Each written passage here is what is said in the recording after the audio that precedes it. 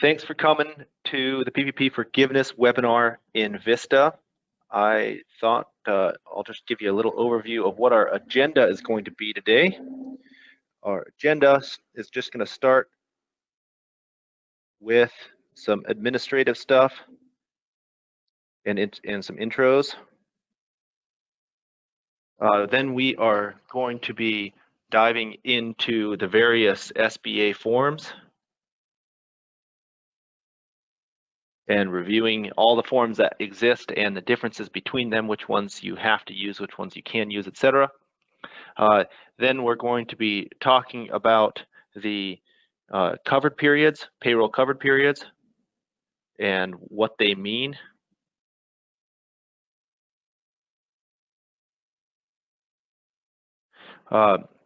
Next, we're going to talk briefly, very briefly, about non-payroll costs. And then we're going to dive into some of the stuff inside of Vista itself. And we're going to talk about the PPP report, but specifically we're going to talk about Schedule A. And Schedule A is a portion of SBA Form 3508, and we'll talk about how you pull that information in there. We're going to be talking about the reductions, especially reductions. My spelling gets worse in front of an audience. They talk about the reductions specifically related to the FTE calculations. And then we're going to talk about how the payroll costs are calculated. So specifically, we're going to be going into the earn codes. And we're going to be talking about the deductions and the liabilities and how to set those things up. And then at the end, we're going to have a few minutes for Q&A. And try to get to all of your questions. If we don't get to all your questions during this hour that we have in front of us, then we'll do our best to answer them after the fact. So first of all, starting with the administrative things, all of you guys are muted by default. Thank you all for coming. I wish I could have everybody talk and ask the questions. That's my preferred format. It just gets a little busy with the numbers that we have. But there is a question pane there in GoToWebinar on the side. If you guys can find that, just go ahead and type in your questions and we'll answer them either as we go or at the end. In certain cases, depending on the complexity of the question, I can unmute you and you can ask the question if you have a good microphone. So signal that in the little question, say that you could ask the question with your microphone if you would prefer to do it that way. Sometimes questions are easier to articulate with your mouth than with the keyboard.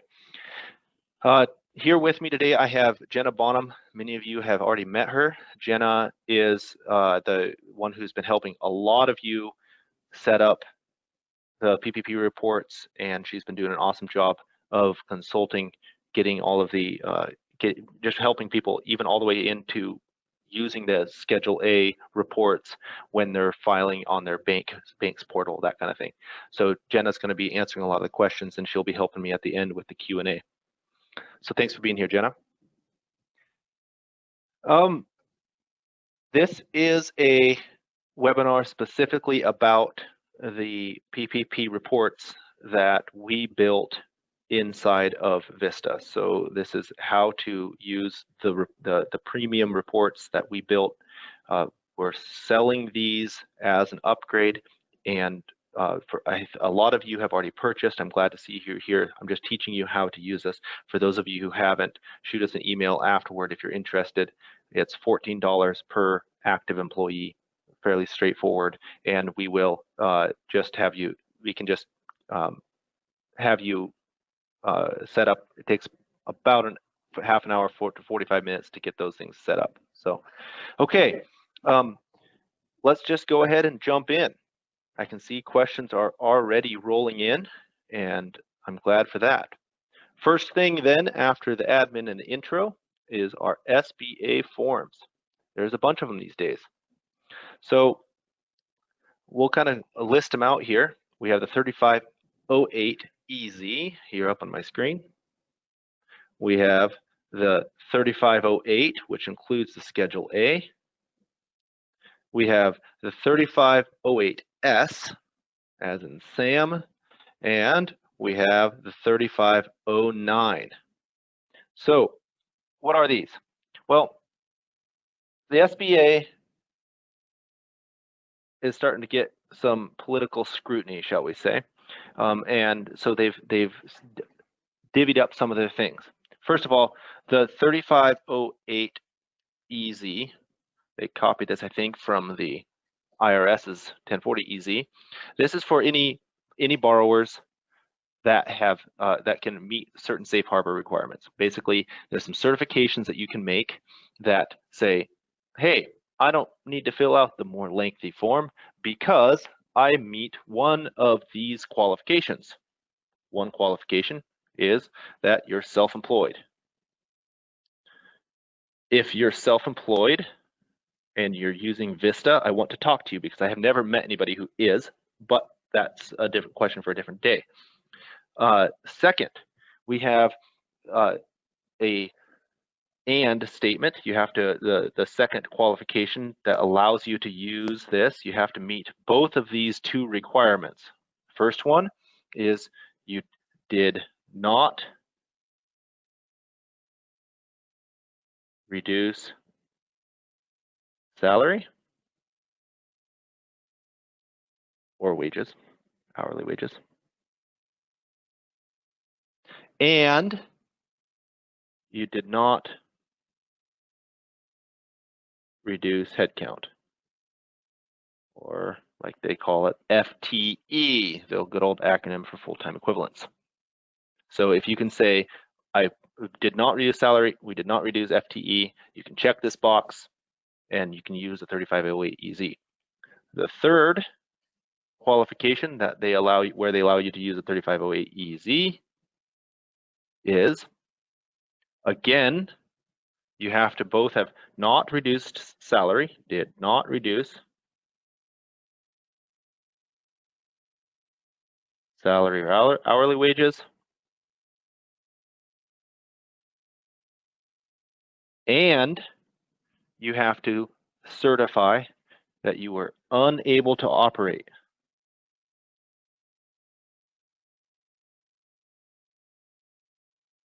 And you are unable to operate.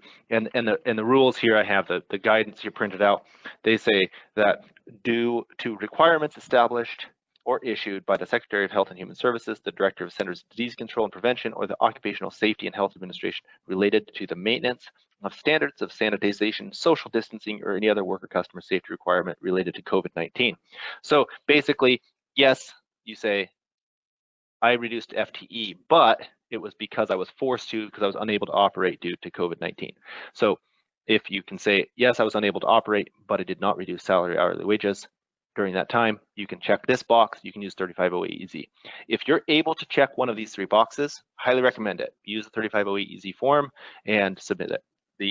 Depending on the bank that you use, they'll have some kind of wizard sometimes. Their portals are a little bit different all over the place, actually. But they all are based on either 3508EZ or 3508, well, or the S, etc., 3509. 3508 then is the next form. 3508 is the standard form. And the standard form includes what we come to call Schedule A. Schedule A is where we're going to be spending a bunch of our time talking about how these things are calculated, because even on the 3508 EZ form, it uses some of the same basic calculations that you find on Schedule A. So we'll talk about Schedule A, we'll talk about the 3508 standard as if you will all be submitting it. If you don't have to submit it, great, you don't have to go through the rigorous calculations. The next one, 3508S, as in Sam. This is for any borrower who received less than $50,000. So if you receive less than $50,000, they have a simplified form for you. You fill that out, and you're on your way. You still need to answer a few questions, you need to sign it, etc. and it is still based on need. There is a you have to, when you took out the loan, you had to certify that there was a need, but it's a simple form, and if you took out less than 50,000, definitely look into 3508S. Most likely, again, the bank that you have will have incorporated that into their forgiveness portal. The last one is, I'm going to use red pen for this, 3509. And this is the questionnaire for people who you got greater than $2 million. Now, as far as I know, this is still in draft form. There's some good information on it by a lot of smart people on the web. The 3509 questionnaire form, I'm going to pull that up here, is it's a long questionnaire, and it's anybody who has got a more than $2 million loan is required to fill this out. There's a lot of information that is designed to back up your statement of good faith that you needed this. Talking about liquidity, it's talking about business activity, it's talking about whether owners took distributions during the time. There's questions about whether or not you had to spend money, capital improvements, in order to be compliant with COVID restrictions, social distancing, that kind of thing. Talking about the supply chain here, you can see disrupted supply chain. A lot of questions here, page after page of questions, fairly specific questions, liquidity assessments like I talked about earlier. And none of these are immediately obvious that it's going to disqualify anybody for forgiveness. It is, I don't know if there's a ranking system. There hasn't been one that I've seen yet, but it does look like SBA officers will be reviewing 3509 along with anybody who has submitted more than who has more than $2 million SBA loan. They'll be reviewing it along with their 3508, their standard 3508 and the Schedule A, and they will be basically double checking that certification that you made, that you said when you originally got the loan, that said you absolutely need this. So a lot of, I guess I can say, intrusive questions. maybe that's the best way to say it. If you haven't already looked at this and you've received more than $2 million, definitely recommend printing this out, going through it, and reviewing it with the people at the company, that the owners and the CEOs, etc. This is there's a lot of questions in here, and some of them aren't even easy to answer. They're fairly vague, and they require explanation. So fairly recent development, definitely take a look at it. Okay, so back to our agenda here. That's the various forms that we're going to talk about. There is, by the way, another form specifically for nonprofits. Again, just like the self-employed, I've never seen a nonprofit use Vista. So if that's the case, you can contact us after the fact, and we can help you through that specific form. Payroll covered periods. That's the next section here. Payroll covered periods are the period during which you can use your SBA loan, and it gets to be a little bit confusing at times. But one of the things that made it easier, and they referenced it in the SBA FAQ document, is that payroll covered periods. For anybody who has weekly or biweekly payroll, which is a majority of construction companies, frankly, you're allowed to use what's called an alternative covered period for calculating some of your costs. And so the way that the period works is that in a given month, let's just say 1, 2, 3, 4 weeks, then if you received your loan, then the covered period starts from that day and goes forward. And there's two options that are available. There's an 8-week option that was under the original law, and then Congress got together and they extended that to an alternative of 24 weeks.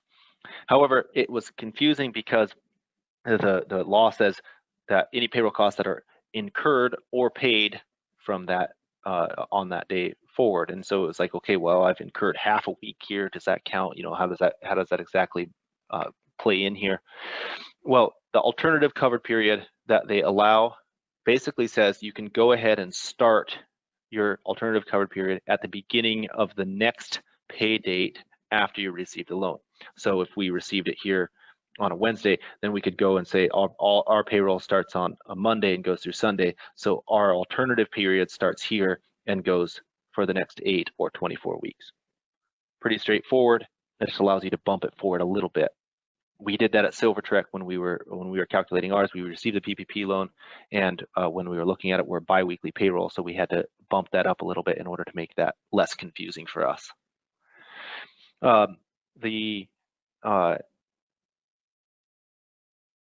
The covered period itself doesn't change, so the original cover period will stay here where I have it in this goldenrod color.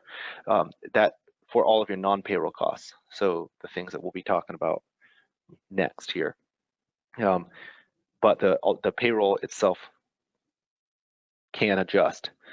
The other thing that can happen, or that we'll be talking about, is our reference periods. Reference periods, basically, when we're calculating some of our reductions, which we'll talk about a little bit later on, they ask you to refer back to previous periods. And there's 3 different time frames that they're looking at. One is an equivalent time frame of, or a portion of 2019. One is the first portion of 2020, and you basically get to choose one of the two and compare. And so you can say, well, we'll choose the first portion of 2020 before COVID, all this COVID stuff hit, and did we reduce our FTEs in the covered period or alternative covered period compared to that first portion of 2020? Or you can say, did we reduce our FTE count from the equivalent period of 2019? So those are 2 reference periods that we care about. The other reference period that comes into play is what I call the 100,000 rule. The 100,000 rule is did anybody within 2019 receive more than $100,000 of salary, cash equivalents? And there's some talk about, and that puts them into a slightly different category. And if basically if you reduce their wages, but you didn't reduce them below $100,000, then we don't have to count it. It also has a little bit different rules for how we can calculate their payroll costs during the alternative covered period. So a couple periods just to kind of keep in mind. It can be kind of confusing when we're talking about all these different periods. We got the payroll covered period, which is from this green period on alternative. We have the covered period for the loan, which is in this goldenrod, 8 or 24 weeks. We have these reference periods that we get to choose between, this equivalent 2019 and 2020, and we have this period whereby we're looking at if anybody in 2019 made more than $100,000. Okay, so I think we're ready to move on to the first guts of the form itself, which is our non-payroll costs. And by the way, keep typing those things in. Any questions that you have. If there's a question that's relevant before I move on, Jenna will jump in and ask me the question. So we don't have to leave all the questions and answers till the end. Okay. Our form here, we're looking at 3508. These 3 lines here, line 2, line 3, and line 4. We're skipping over line 1 because this is payroll costs, and we're going to be diving into that in detail later. But we have line 2, line 3, and line 4. Basically, these are business mortgage interest payments, business rent or lease payments, and business utility payments. These are the 3 types of non-payroll costs that the SBA said can be included. You can use the PPP money to pay for these 3 things. They said that most of the money has to be used for payroll, and they want you to certify that. But one thing that we've found is that with a lot of our customers that we've been working with the extension to 24 weeks, because the PPP loan was based on 2.5 months or roughly 10 weeks of 2019 payroll, for most of our customers, 24 weeks is enough to use up all of the PPP loan in payroll itself. And there's been different opinions online, but it does seem to be a general consensus that if you can apply for forgiveness with only payroll money, then you should do that. You'll basically say we used 100% of the PPP loans for payroll, and we're just going to exclude all the business mortgage, interest, rent, and utility payments from our application for forgiveness at all. It seems like a reasonable thing to do. However, there is a fairly easy way using the PPP loans to do this. We have here, if you we have a report that just allows you to. I'll pull this up. So I'm just going up to the search bar and I type PPP. This vendor invoice list, basically on any invoice, we put a UD field, said, hey, this counts, and this pulls those invoice lists and subtotals it for you. Nothing magic about that. You could do a similar thing by pulling the vendor drill down and or the vendor list, any of the standard AP reports, and just hand picking those out. But this makes it slightly easier for you if you've kept track of those through the time period. If you haven't kept track of those, you can also go back and add that after the fact. Okay, so interest payments, rent and lease payments, utility payments. Lots of questions at the beginning were, does any other kind of interest payments count other than mortgage interest? And the answer seems to be a no, it's only mortgage interest. So, and it's not even mortgage principal. It's just those mortgage interest. It also came up about the incurred or paid, and people are generally using the cash method to calculate these. So basically, if you've paid them, the SBA does have a disqualification for cash payments made in advance. So you can't, for example, prepay your rent for the next 3 years using the PPP money. You can only do it for the time that you can only use it for the time period that's in that covered period of 8 weeks or 24 weeks. But pretty straightforward there. Okay.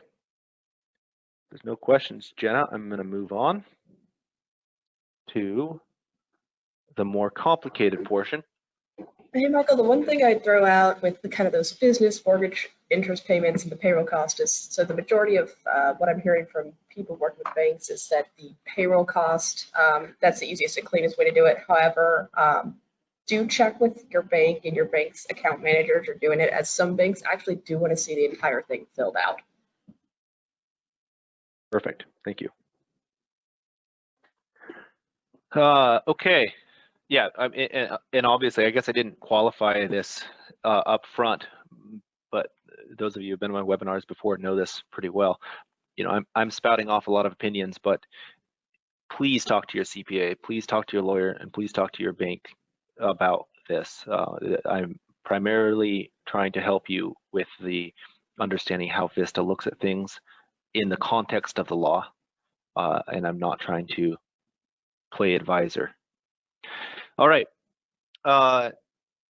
So the next section here is our payroll costs themselves, and the payroll costs have a few things that we can calculate as part of them. And if we look at if we look at this, we can see here that line 1 payroll costs, it says enter the line from PPP Schedule A, line 10. So if we scroll down to Schedule A here, and I'm just going to keep going here. Payroll costs line 10 here is adding all of these lines up top right? So it's basically saying as part of 3508, you're saying this is my payroll cost. All of these lines are cash compensation, box 1 from Schedule A, worksheet table 1. We're talking about cash compensation from box 4, table 2, et cetera, et cetera, et cetera. So all of the calculations come from, well, I shouldn't say all of them, but a big chunk of them come from these two boxes here, table 1 and table 2. Table 1 is going to be all of your workers that received less than or equal to $100,000 in 2019, in all pay periods in 2019. So that means that it's an annualized rate based on a single pay period, but if you have people who made more than $100,000 last year, they're going to fall down into table 2, and they're going to be calculated slightly differently. Specifically, you can see here on this table 1, we have this FTE reduction exceptions. We're going to be talking about the salary hourly wage reduction for anybody on table 1 that we're not going to be talking about on table 2. That's going to come into play when we get to the reductions portion of the 3508. And so it is to your benefit to have people, if you're worried about reduction, to have people fall into table 2. Basically, the SBA said, well, you can reduce people who are highly paid wages, but we're not going to let you reduce people who were less than 100,000. So all of this, table 1 and table 2, comes from this report here, PR PPP Wage Tracking Schedule A. This Schedule A here pulls up this form. So I'll minimize all of this so that you can kind of see what I'm doing here. So here's the launcher for this. Basically, I put in my company, my beginning, my PR end date, and my ending end date. In this case, I've put in my alternative period. This is 24 weeks. So this is the start of this is the end date or the pay period that started right after I got the PPP loan. So if I go back to my little calendar here, in this example here, here's month 1, here's month 2. If this pay period here was from there to there, the PR end date that I'm putting in is this date here, PR end date, because this is the end date related to the alternative cover period because I got the loan here. End date in our case starts on a Monday, ends on a Sunday. So I put in here 3/22. I put in my ending date, and I put in my earnings limit, which we'll talk later, and I've checked show detail. So these 3 checkboxes, no reduction in safe salary, safe harbor 1, safe harbor 2, those are all related to whether or not you can file the 3508 EZ or the 3508. If you're filing the 3508 EZ, you can check these boxes. Also, it allows us to put in our reference FTE, which I'll talk about when I get to the reductions. In this case, I'm just going to leave it blank for now. And in the employee numbers, I'll put 1. The employee number 1 is an owner. So I've run this, I pre-ran this just so that you guys wouldn't have to watch the snake in the grass go back and forth while it runs. But here you can see that for my example company, this is the time period, the 24 weeks, and I've run this with full detail. So the first thing that gets calculated is our earnings. You can see here that West Cheney has these earnings. These are the allowed earnings that are calculated. And so all of the earnings that they got were allowed earnings. First question people will ask is, well, how did those earnings get there? In our payroll programs, PR earnings codes,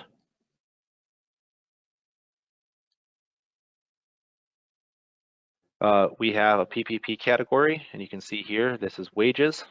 So because I specifically said that regular earnings are wages, then regular here, earning code 1 is allowed. So if West Cheney had something that wasn't allowed, which we can see here, there might be, say, a vehicle fringe. Oh, vehicle fringe is counted. That's right, because here's a good one. Reimbursements. Reimbursements are not wages because they're not they're not taxable, etc. They don't count for the PPP. It's left blank. It doesn't show up. So if they had it, it wouldn't show up there. So it's very specific. As part of the setup, Jenna just walks you through and helps you set up all of the earnings codes. That's how we figure out whether the earnings are there and whether they're allowed earnings.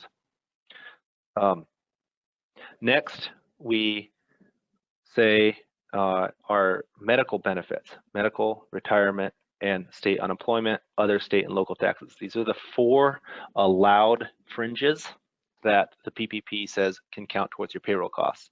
Similar to what we did on the earnings code, if we go to the deductions and liabilities, nope, not employees, deductions, liabilities, sorry. If we go to the deduction liabilities here, then we go to the PPP category here. You can see federal withholding does not count towards that. But if we go to, say, state, Washington, SUTA, here, you can see that the PPP category is called state unemployment. So it's set up correctly here. So that pulls in, because it's, whoops, went the wrong direction there, that pulls in for this code here. Medical is also going to be calculated. You can see that here on Crisis Fleet, although West Cheney does not have medical, Crisis Fleet does. So you can see that calculating there. We also have our retirement, our SUTA, etc. Any state or local tax, so that the employer pays. So that gives us our subtotal. And one of the things that this is calculating for us is the average wage during the covered period, which we gave here, and the average wage during our reference period, which, like I mentioned, we can choose whether it's the equivalent period in 2019. In this case, I've chosen the 2020. And so here you can see that there is the wage rate during the covered period, number of hours, and the wage rate here. And if there's any wage reduction, you can see, like for Chrysler Fleet, that there's no wage reduction. They actually got paid a little bit more, and it goes up and down. There's a little bit of wiggle room that they give you, right? So 98%. Michael, minor correction. That average wage of that's going from January to March, that is actually set by the loan forgiveness application and does not have anything to do with the reference period. Oh, thank you. So Sorry, I missed. I did. You're right. I said that incorrectly. Thank you for that.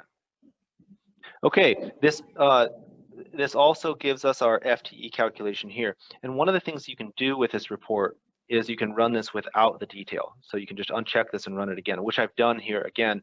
So it's the same report, but you can see here that instead of the full detail, so that you can verify it, run it with the full detail first, make sure that everything's coming in correctly, obviously. But once you have that, then you can, it just summarizes it all in a single line. This is useful. This can be used, printed to a PDF, etc., and actually used as documentation to the banks in many cases, not in every case, but in many cases. This also gives our FTE calculations for the period. So you can see here we have a full-time person, and then here we have somebody who works, who during this period only worked part-time. So this is their FTEs, how many FTEs we have, and on table 1, that is people who received less than $100,000 in 2019 or were new in 2020, we have our average FTE here of 19.2. Table 2 now are all of the employees who received compensation at annualized rate of more than 100,000. One of the things that we've been having people do is go and look at this and say, does this make sense? Because there's a lot of things that get confusing here, and I especially appreciate everybody's willingness to help us think this through as you guys have been going through this, because it's really informed the way that we've done this. It's in some cases you're going to have somebody who received one big bonus, right, at the end of the year, but they normally say they make $50,000, but they received a $10,000 bonus in a single pay period. Now that single pay period, or in a single month in our case, and that annualizes out to more than $100,000, and it will throw them into table 2. There's specific consideration that you can use for bonuses and those kind of things. Definitely work with your CPA on this. but in some cases, people will inadvertently be put on table 2 that shouldn't be, or people will be put on table 1 that should be put on table 2 in some of these odd cases where they received annualized compensation, but it doesn't show up that way, or they didn't receive annualized compensation, but it does. It can also show up that way because of the 5 pay period months. Vista calculates everything per month, right? And so we're taking and annualizing a whole month's worth of payroll, and sometimes that can screw things up. Definitely recommend reviewing all of the people who are falling in table 2, going and looking at the PR accumulations and ensuring that they really belong there. If they don't belong there, it's an easy override to come into the employee here and run this employee. Basically, take the table, say that if Carlton Buy needs to show up in table 2, I can just put in table 2 there and rerun the report. If they need to show up in table 1, I can put it there and rerun the report. So it's a simple override that will allow you to get them in there correctly. We've done our best to calculate it based on Vista data, but we all know that you guys have special little situations. Everybody's a little bit different, and I need to make sure that you guys know you can come in and put one in table 1 versus table 2. So this is table 2. Here's our FTEs there, 8.6. Then we go to the next one. We said that Carlton Buy employee number 1 is here. So this is the FTE doesn't count towards that. The owner's FTE doesn't count towards our PPP ownership, and we have our FTE calculations. So this calculates all of our use of our money. We can see here we have this much earnings, 1,181,000, but only 1,097,000 count here, plus our medical, retirement, and SUDA, plus our other state and local tax in some cases, and we get our grand total. So here's our payroll costs that will end up being shown on that line 10 of Schedule A, and our FTE during the reference, or during the covered period. All our alternative covered period is 27.8. So we have all of this information all broken down, and then we summarize it for you here on the Schedule A itself. So you can see this Schedule A, we followed very closely the Schedule A information here, starting with line 1. And depending on how your bank is set up, they might have it more closely following it. Sometimes they kind of have their little wizards that calculate this for you. But anyway, this is all pulling from the above information, right? FTE, et cetera, cash compensation, et cetera, for employee health insurance, retirement plans, employee compensation paid to owner employees or self-employed partners. And this is the information that it's all reduced to the allowed earnings. So then we get our payroll costs here. This is that line 10 that we talked about, 1,332,000, and that's going to be the amount that you're going to be asking for. They're saying that we used that, so that will apply to the loan. In most cases, this $1.3 million, the equivalent for you guys will be higher than what you received, because 24 weeks is longer than the 2.5 months or 10 weeks that you were able to get a loan for in the first place. Okay, briefly then, in the last 8 minutes before Q&A, we're going to talk about the reductions. The reductions have to do with the FTE. There's what's known as the FTE safe harbor, and there's a couple of them. FTE safe harbor number 1 here, you can see on this. Basically, one of them is saying, hey, you are unable to operate. If you're unable to operate, you can check this box, and it's the same or similar language that I read before: Secretary of Health and Human Services, Director of Centers for Disease Control, etc. You can check this box, and this is a good box to check if this applies to you, because you don't have to reduce the by a percentage the amount that you get forgiven for reducing your head count. The whole point of the PPP loan was to keep everybody employed, and so if you got the loan but but you laid people off anyway, and you didn't have to, namely you didn't have to, you weren't unable to operate, then you have to pay back a percentage based on the quotient of how many FTEs you had during the covered period compared to that reference period before. During the other way to look at this is this Safe Harbor 2. This is based on the Schedule A worksheet. So that's here, and the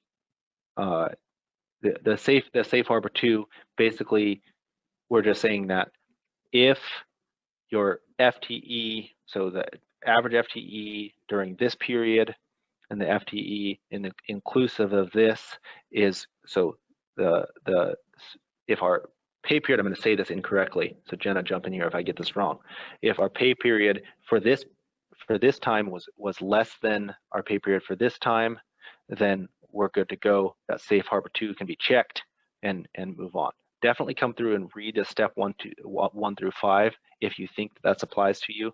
The language is a little bit convoluted, but it's basically a similar thing, saying, hey, I didn't reduce this, so we don't have to worry about it. So Safe Harbor 2 is a little interesting. Basically, kind of what happens is you grab a, can you pull that? Okay, cool. So basically you end up pulling what almost functions as a reference period and then another mini reference period. So you end up running the report basically for a snapshot of a week. And then you compare that to kind of a shorter period, that 15th through the 26th. The one thing, if you are considering using the FTE Safe Harbor 2, the recommendation is to not submit the forgiveness application until after December 31st. So do it into next year due to that step 4. Yeah, that's perfect, especially because you have basically until December 31st to get your FTEs back up to where they were. So if you're under your FTE count right now, but you're creeping back up and you think that, hey, we got some good jobs and that kind of thing, where our FTE count is going to be back to where it needs to be, then you can wait until December 31st and compare it to those 2 pay periods. Now, what we've done here on our reports is we've created this report called, just go up to the top, type PPP here so you can see all of them all at once. This FTE, that's right, we didn't put that in the name, did we? The FTE report, this reference FTE report, it's basically the same report that you guys have been seeing, except for it's simplified. Again, I've run this. So we just take table 1, we strip out all the costs, and we put the FTEs in here. This can also be uploaded to your bank when you're approving your FTEs. This is exactly the same report, just with the FTEs here. So what Jenna was saying earlier is you can run this for specific reference periods. If you're thinking about using that Safe Harbor 2, or if you think that it might apply to you, you can run it for those shortened periods, and you can run it for just a single week, and you'll get the average FTEs that you can compare to your December 31st or your latest payroll period, in order to see if you qualify for Safe Harbor number 2. If you don't qualify for either of those Safe Harbors, however, you do need to do this reduction calculation here, which basically says during our average FTE during the borrower's chosen reference period, again, we might say the beginning of the year, we might see last year, etc., and our average FTE during the alternative payroll cover period, and then we get a quotient. So if our total FTE now is 50% of what it was during the reference period, then we're going to get 50%, we're going to have to apply 50% to our payroll costs above. So it's a pretty big reduction, something that you definitely need to take a look at, and hopefully our reports can, using those different reference periods, can help you figure out what your FTE was. It is also possible for you to use a simplified FTE report, simplified FTE amount. There's certain criteria whereby you can just call all part-time people 0.5 instead of doing the 0.2 and 0.7 and whatever else. Look at those specific rules if that applies to you, and specifically you should dig into this if your if it looks like you're going to have to reduce it. On the employee setup here, you can actually override their FTE calculation simply by typing in a number here. So you can say 0.5, for example, if you're going to be using that special rule. Be careful with that. Don't abuse this field because it's one of the main ways that the SBA is looking at whether or not you qualify for full forgiveness. Okay, so that's all that I have for today, kind of going through how to use the reports and some of the more pertinent facts. The PPP forgiveness for a lot of you guys is a big chunk of money. It definitely deserves more than the 50 minutes that I just gave it, but we wanted to kind of give it a brief summary of what we've learned and show what our reports can do. So thank you for listening to this, and I think I'd like to open it up for questions and also anything else, Jenna, that you feel like that I breezed over maybe a little more in not enough detail compared to what you've been seeing.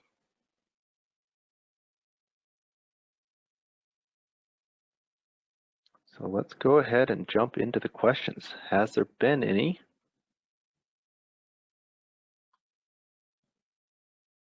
So Scott asked the question, is this being recorded to watch later? Yes, it is, and it will be available. We'll send out an email to everybody following that up. Sean says hi. Okay, and looks like that. Oh, Kathy, you asked, is there an implementation cost? No, there's no implementation cost.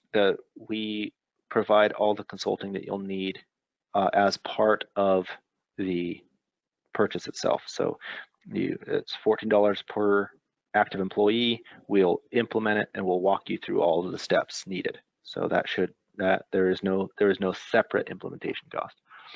The setup, Kathy, good question. How long does it take? So we have to get access to your system, or at least have you have the appropriate access to install this. This typically takes about half an hour to 45 minutes to get set up. But then we've spent several hours on the phone afterwards helping work through all of those little details, talking about table 1 versus table 2 and all of those kind of things.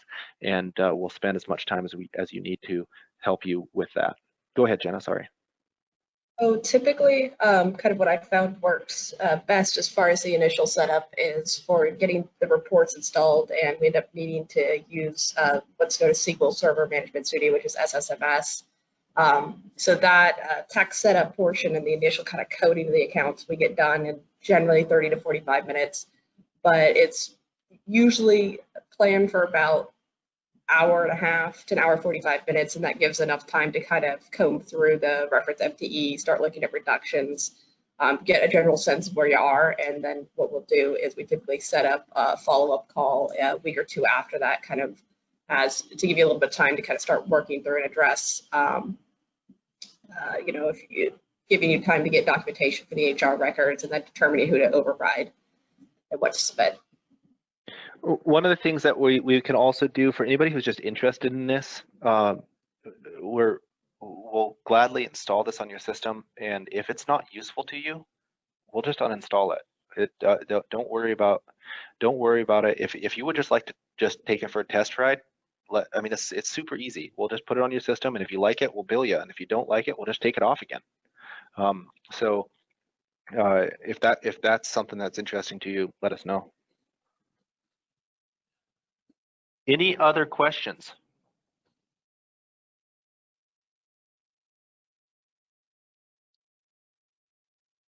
It's a quiet bunch today. Oh, Monty Anderson's not on here. That's why there's no bad jokes. Monty, where are you? I hope you watch this recording later. You know that we miss you. Can you expand the owners for FTE report? We have 30 owners. Yes. So this is a good question, Sean. If you go to, well, I'll just go to here. the owner FTE, the owner employee numbers here, we can just say 1, 2, 3, 4, 5. There's no limit there to the number of employees that you can put in. So you can just put in those owners, the owner employee numbers, and you can have as many as you want. If you end up going past this limit here, so if it turns out that we don't have enough characters there, that's a very simple fix right in our report parameters. In fact, Sean, I'm guessing you even know where that is, and all we have to do is allow that to be a little bit bigger. So there's no problems there at all. Beth, is there a report broken down by month? Table 2, 2019, is a report broken down by month to look faster? Well, in this report here, if we go to table 2,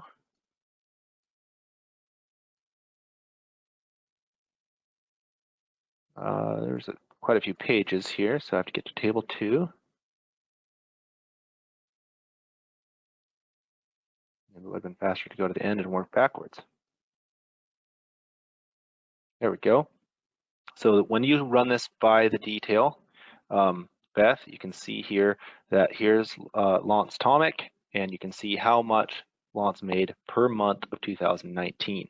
And so you can see exactly which months, which periods they were over. Now we have this little star over 100,000 a year annualized, 833 a month. So here, this person, this is an example of why you want to look at this closely. Nikki Harley, she received in August, she received over 100,000 a year, but she only received $40,000, right? So she fell on this table too. That might not be appropriate, and I would recommend looking at the payroll accumulations table and the payroll register and find out what it was that pushed her over the edge here. Was it simply that there was 5 payroll periods in August, and so it kind of, pushed her right over that little bit of that edge? Maybe that's the case. It's very close, but she only made $40,000 last year. So I'm kind of suspicious that she's on table 2. Maybe this is one of the ones that we'd want to override. So yeah, excellent question, and yes, this is how it's broken down. Sean, this is on the PR reference FTE report, not the wage tracking report. Oh, is that related to your 30 owners question? So if we go to here, reference FTE report, the same thing is available here. And if we have 30 owners and it doesn't fit into this, then we just have to expand this so that the thing looks more like this. Very simple thing that we could do in 5 minutes for you, Sean. Yeah, and I'll jump onto that system later and get that set up. Perfect. Okay, Linda, do we contact you, Michael, to get this installed, or what is your backlog for installation? Actually, we don't have a backlog right now. A lot of the people that we've helped, in fact, a lot of the people that are on this call, we installed early on, and so that they could kind of track things as they went. Right now, we're wide open. We have, that we might have a small backlog after this call, but I would guess that we'd be able to get you installed at least by early next week. So excellent question. And also contact, the best way to get a hold of us is to contact Jenna. I'll just write this here. How about right here? jenna.bonham@silvertrek.net. Shoot her a line. My inbox tends to be a little busy, and sometimes my response time is worse than hers, so feel free to do that. The other way you can get a hold of us is 360-667-3340, and there's also a sign up on our webpage, silvertrek.net, and you can go there, and it's one of the banners in the front. We'll navigate to where you can sign up for this. 3 different ways. Okay, questions are rolling in. Great, this is awesome. Natalia, we have 2 groups, weekly and biweekly payroll. Do we need to run 2 reports, or can both groups be combined in 1 report because of the earnings limits? So good question. They should be able to be run in 1 report. You can run this as 2 separate reports. So we have the ability to run 2 different PR groups, so like in this case, in this example company that I have, we have hourly and salary, but you could have hourly, weekly, hourly, biweekly, and you can run that way. and just add those up manually yourself, if that makes sense. But generally speaking, what we're seeing is that you can just run this as all as one and it won't be a problem. The only thing to watch for there is that you can only have one alternative covered period. You can't have two. Like you can't choose one for your biweekly folk and another one for your weekly folk. You just have to make sure that that's the same. Hope that answers your question. Let's see here. Pamela Bauer, are the entries payroll-wide, not by employee? Are the entries payroll-wide? I'm not sure I quite understand your question there, Pamela. The setup entries. Yes, the setup entries are payroll-wide. That's an excellent question. So, for example, when we go to the PR earnings code, I'm not setting this up on reimbursements per employee, right? Oops, I didn't mean to click on that. I am setting it up on all earnings codes. So this is an override there. So it's all reimbursements or no reimbursements. That's also true for deductions, liabilities. The only by employee setup entries are the override for the FTE, if you get into that situation where you want to choose the 0.5 for everybody, or if you're trying to override the table where they go into table 1 versus table 2. Excellent question. Also, Pam, is there a demo I can run by your IT team? Absolutely. So just shoot Jenna an email and we can absolutely run them by them. Okay. So Peggy has a question. It's understanding that voluntary terminations and retirees don't count towards a reduction in FTE. I'm assuming that would be a manual adjustment after running reports. Correct. And that's correct. Jenna, thanks for answering that. They can be addressed in the FTE reductions exceptions. So for the table 1, so you can override the FTE or you can put that in the exceptions there. So excellent question. And especially if you're in a situation where that FTE reduction is going to affect you, then we can help you understand when those things are applicable and when they're not. Okay, let's see here. Any other questions before we sign off? Doesn't look like it. Doesn't look like it. Well, we just hit the hour mark, so I'll let you guys go. I'm sure you have a busy day. I would be more than happy to answer any further questions. Feel free and shoot me or Jenna an email, and we'll get back to you as soon as we can. There's also the rest of our team here at Silvertrek. Some of you guys know John Feinica and Justin Adkins, who have helped out on some of these things. There's several others that can all help. There's 18 of us these days, so we will be able to jump on and get this installed as soon as possible. Hopefully you guys found this helpful. I sure appreciate all you guys who have purchased this coming to watch this. And if you see anything that I said incorrectly, please let me know. I don't pretend to be the world's foremost expert on all things, and I would welcome anything you have to correct what I said, and I'll be sure to get that out to everyone else. All right, have a wonderful day and stay safe out there.